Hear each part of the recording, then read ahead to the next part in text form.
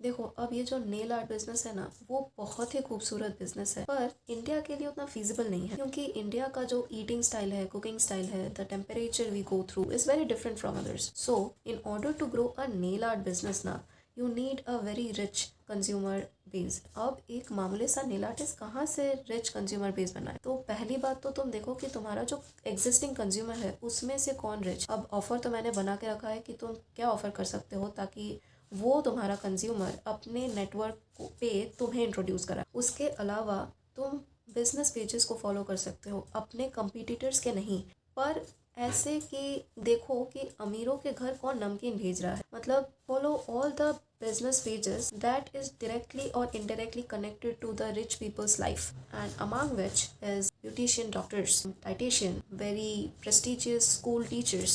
These are the people that you need to get into their networks. अगर ये तुम कर लिए तो, and always remember one thing, that rich never say yes until and unless it is recommended by their peers.